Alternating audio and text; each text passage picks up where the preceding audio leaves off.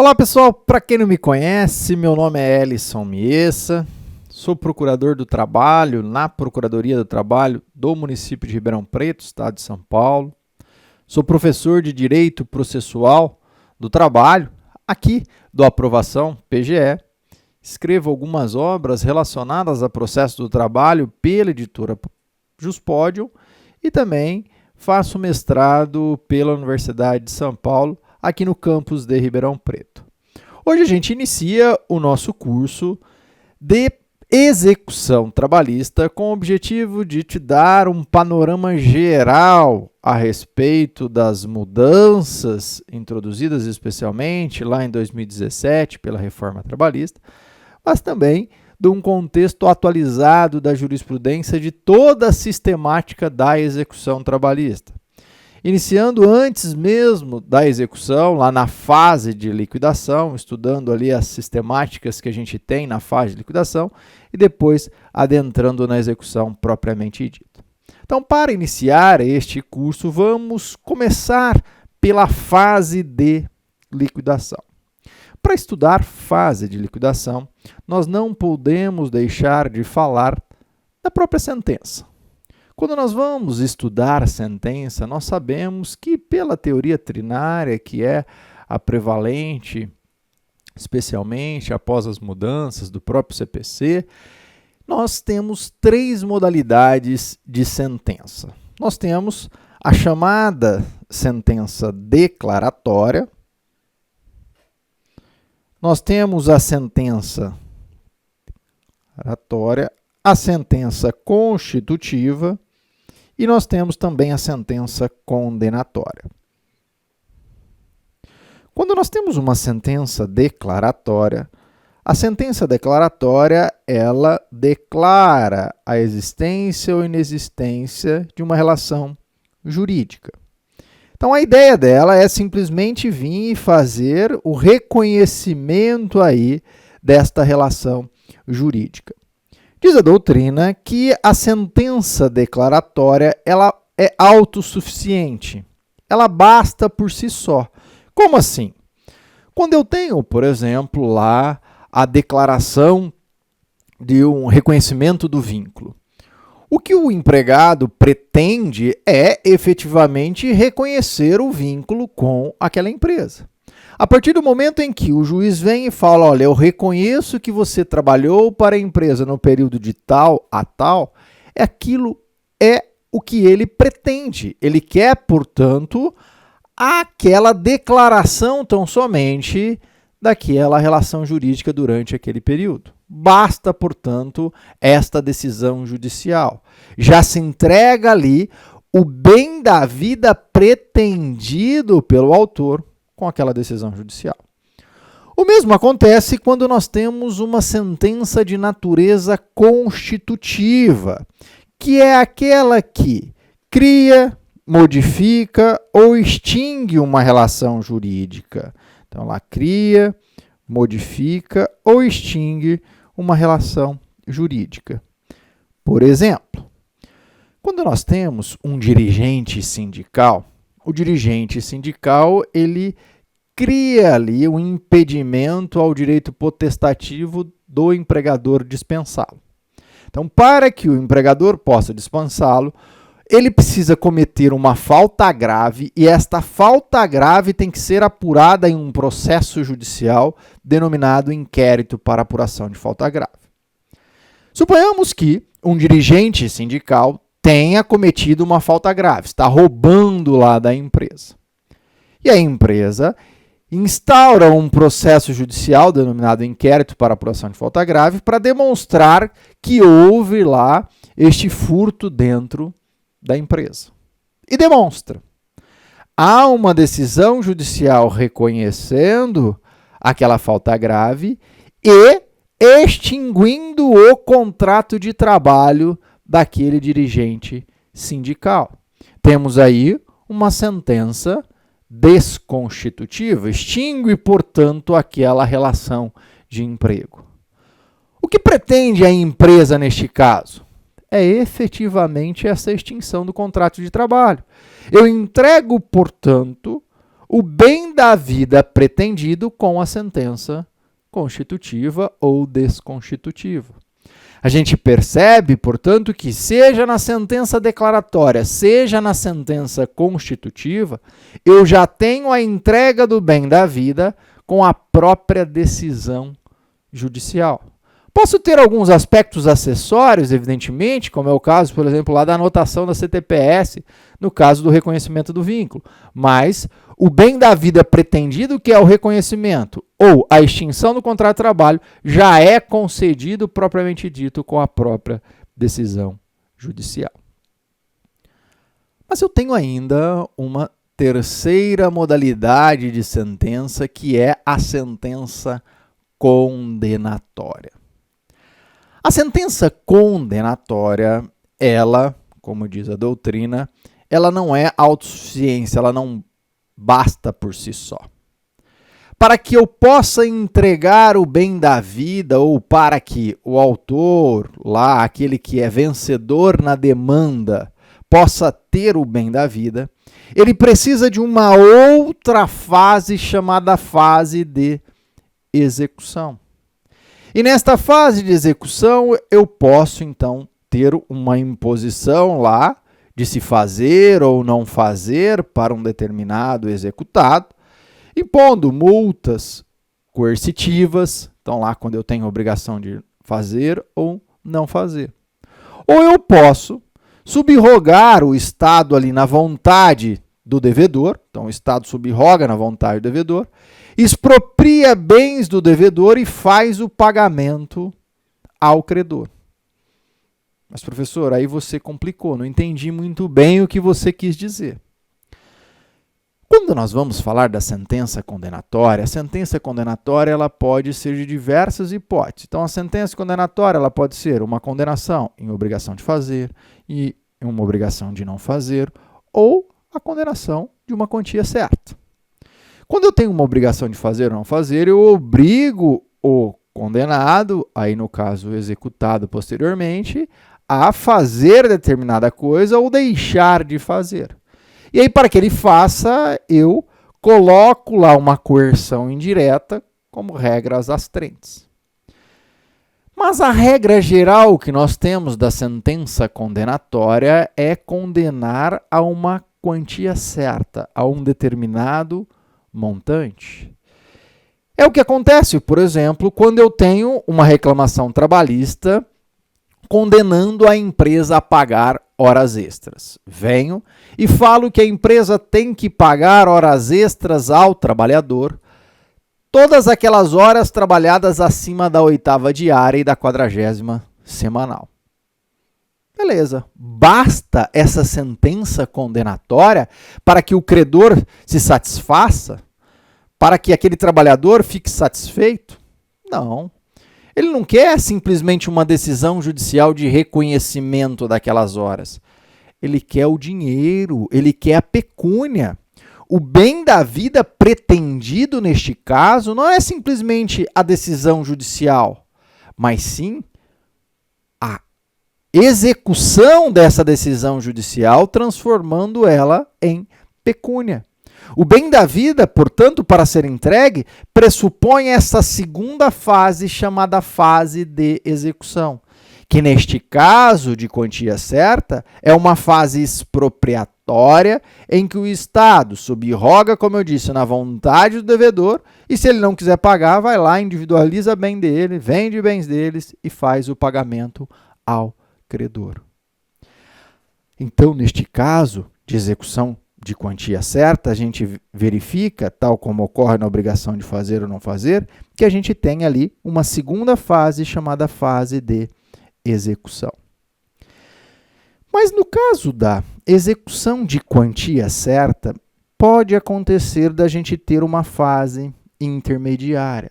Como assim, professor? Para que eu possa chegar aqui na fase de execução, é necessário que eu tenha um título.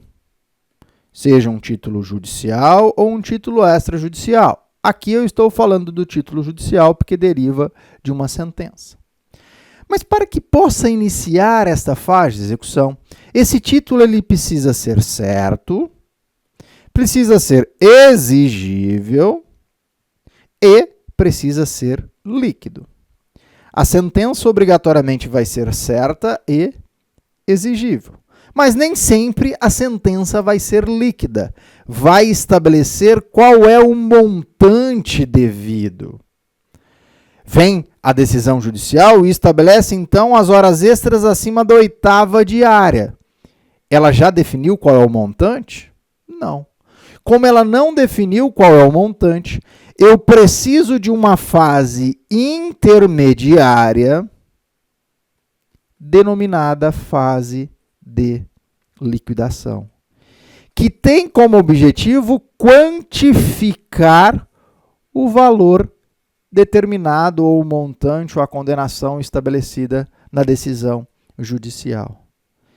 Em resumo, a fase de liquidação é uma fase intermediária entre a fase de conhecimento e a fase de execução, que eu utilizo tão somente quando a decisão judicial é ilíquida.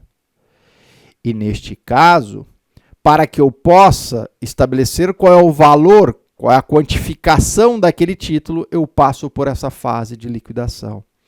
E mais, só há falar em fase de liquidação quando nós estivermos tratando de decisão judicial condenatória de quantia certa, de obrigação de quantia certa. Então, quando eu falo em fase de liquidação, por força do próprio artigo 509 do Código de Processo Civil, eu só estou falando de obrigação de pagar quantia certa, tá? Um outro ponto de atenção inicial. Pode acontecer de eu não ter a fase de liquidação. Quando? Quando a decisão judicial já é líquida.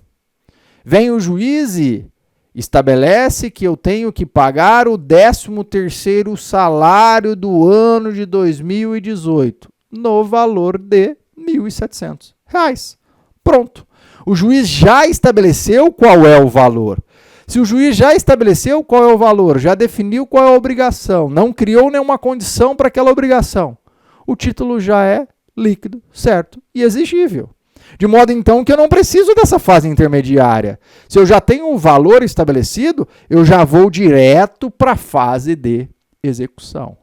Em resumo, eu só passo na fase de liquidação se o valor não estiver delimitado na decisão judicial.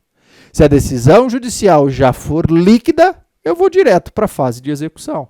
Agora, se a decisão judicial é ilíquida, como?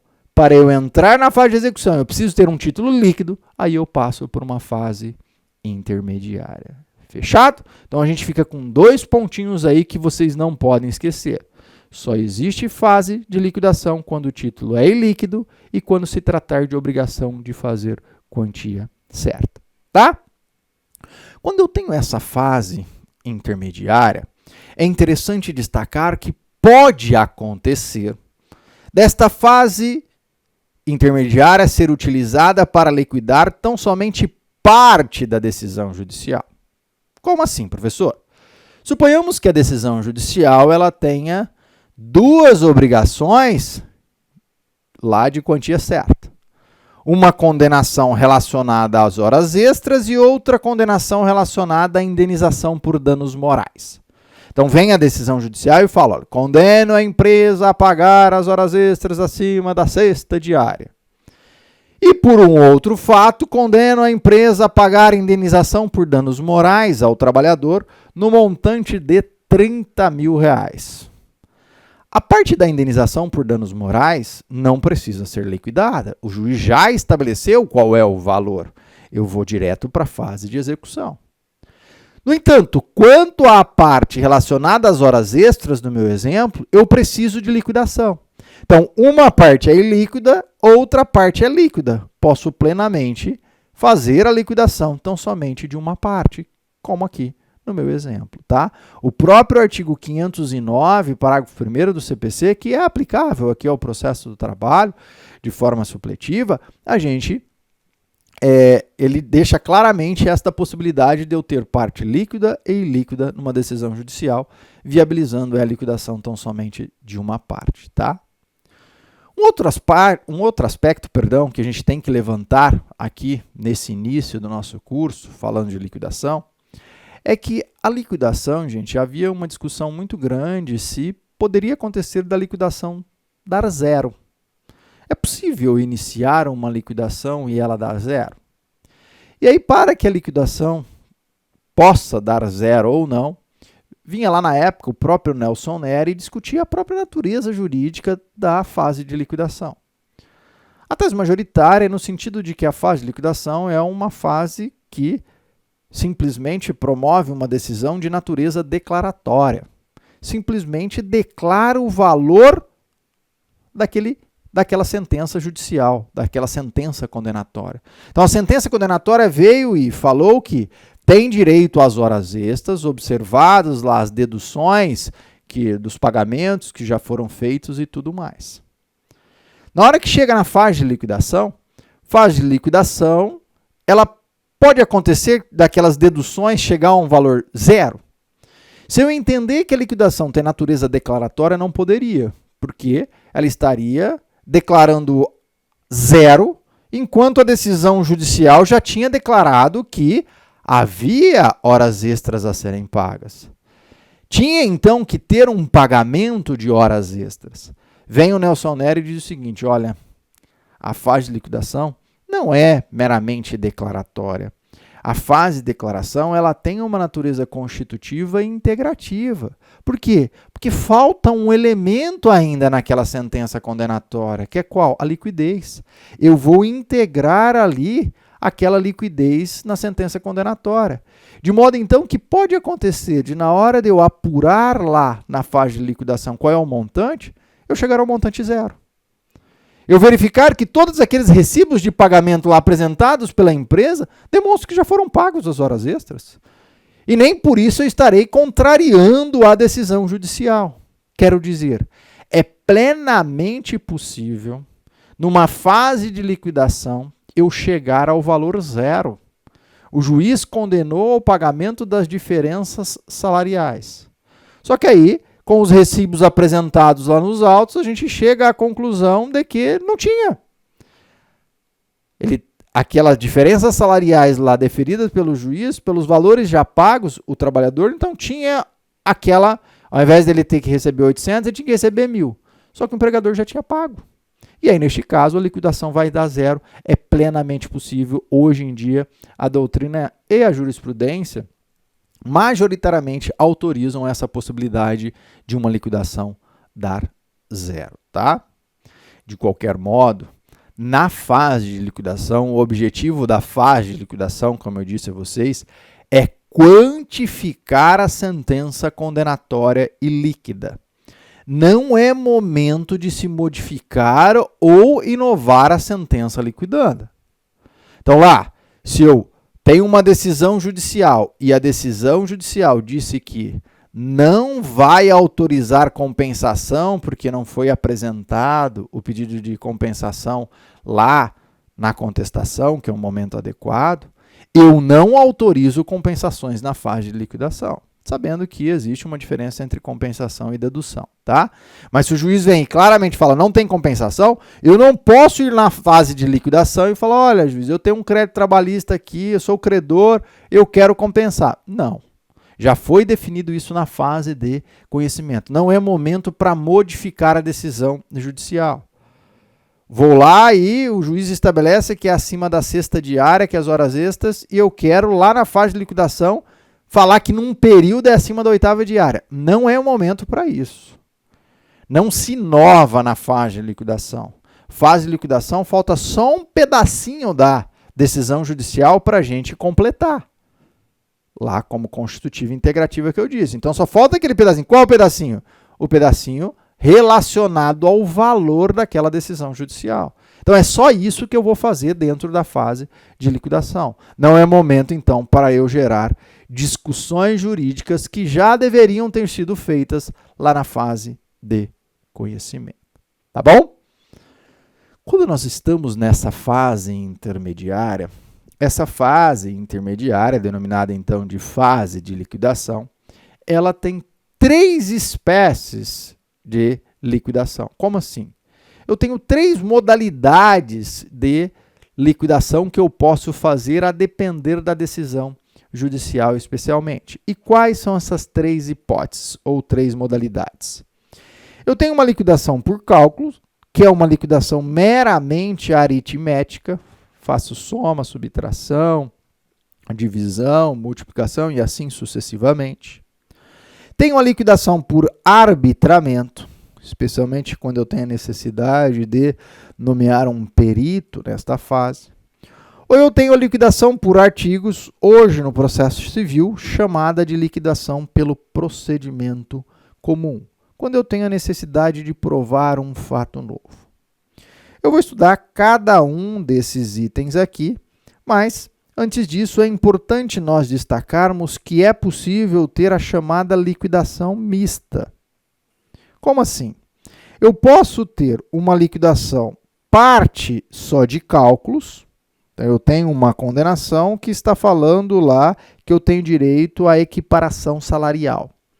E aí eu analiso qual é o meu salário e qual é o salário do paradigma, faço a subtração de um pelo outro, chego à conclusão de que a diferença entre os dois é R$500. R$500 durante um período lá de 2 anos, então eu coloco lá 24 meses, mais o 13º, tal, tudo mais, faço a multiplicação, chego ao valor aqui, liquidação por cálculos quanto à equiparação salarial. Mas eu posso ter também um pedido relacionado ao salário in natura. E aí o salário in natura eu preciso definir quanto é que valia aquela moradia que o juiz me concedeu. E o juiz nomeia um perito para verificar qual é o montante que se paga de aluguel. Ou seja, nessa parte aqui eu vou fazer uma liquidação por arbitramento e nesta outra parte uma liquidação por cálculos. Então é plenamente possível eu ter uma liquidação mista. E mais, pode acontecer do juiz na sentença falar que vai ser apurado determinado valor na fase de liquidação e pode acontecer de na sentença ele já indicar qual é a modalidade que ele vai usar. Então lá, na fase de liquidação, eu vou utilizar a liquidação por cálculos. Vem o juiz e diz, olha, salário in natura a ser apurado na fase de liquidação por cálculos. Só que chega lá na fase de liquidação e fala, olha, a liquidação por cálculos eu não consigo, eu preciso nomear um perito, eu preciso fazer então uma liquidação aqui por arbitramento. Nesta hipótese de ter que fazer a liquidação por arbitramento, o juiz pode modificar o critério de liquidação determinado na sentença? Pode.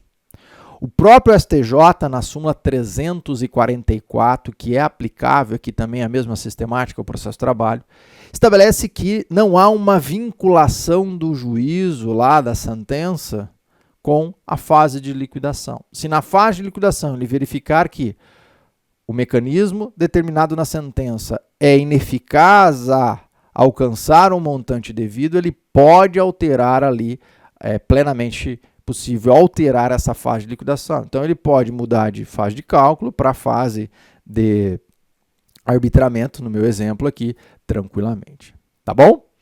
É importante destacar, gente, que o Código de Processo Civil de 2015, ele contempla apenas 2 hipóteses de liquidação.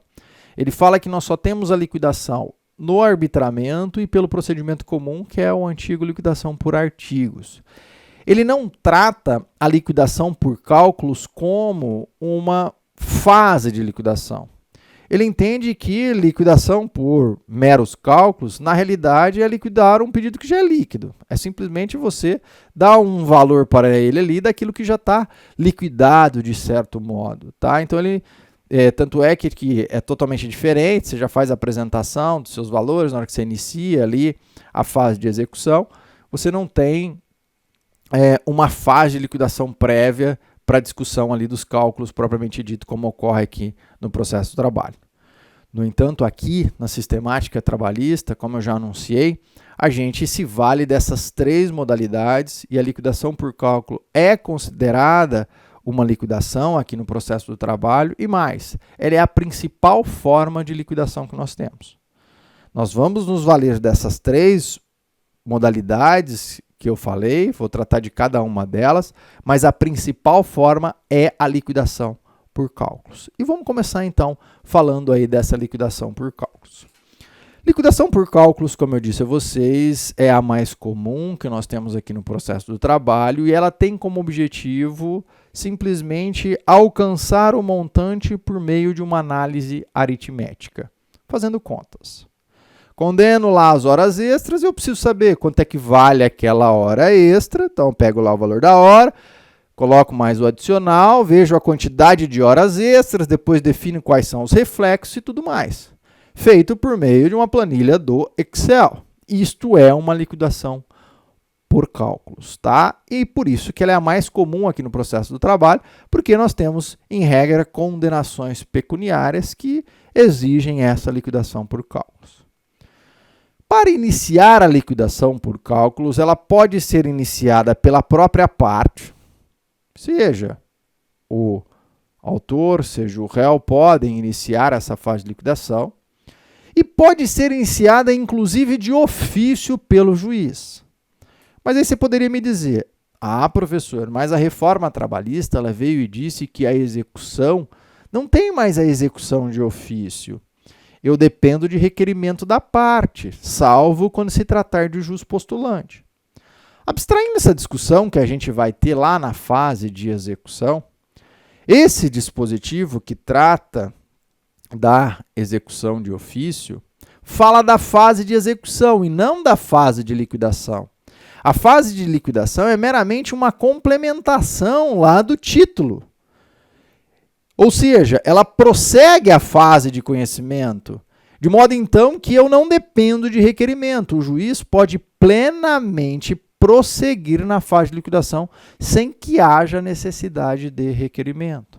Portanto, esta alteração da CLT, por meio da Lei 13.467, quando fala que eu não tenho mais uma execução de ofício em todos os casos, ela não se aplica na fase de liquidação, ok? E como é que é este procedimento aí da fase de liquidação? Vamos lá.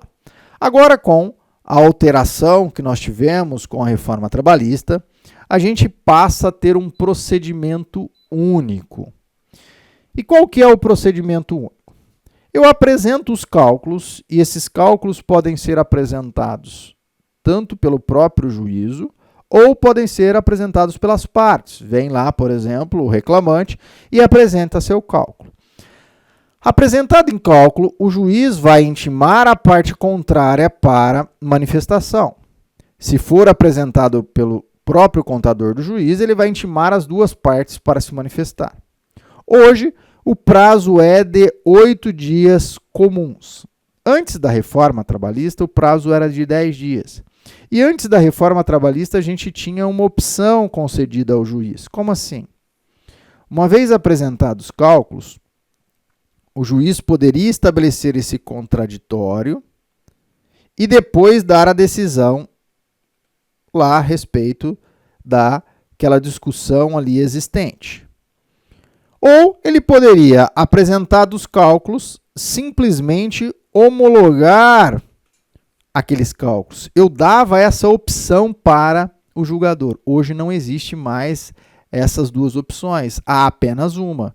Quero dizer, hoje, com a alteração que nós tivemos com a reforma trabalhista, obrigatoriamente tem que se estabelecer o contraditório dentro da fase de liquidação, tá?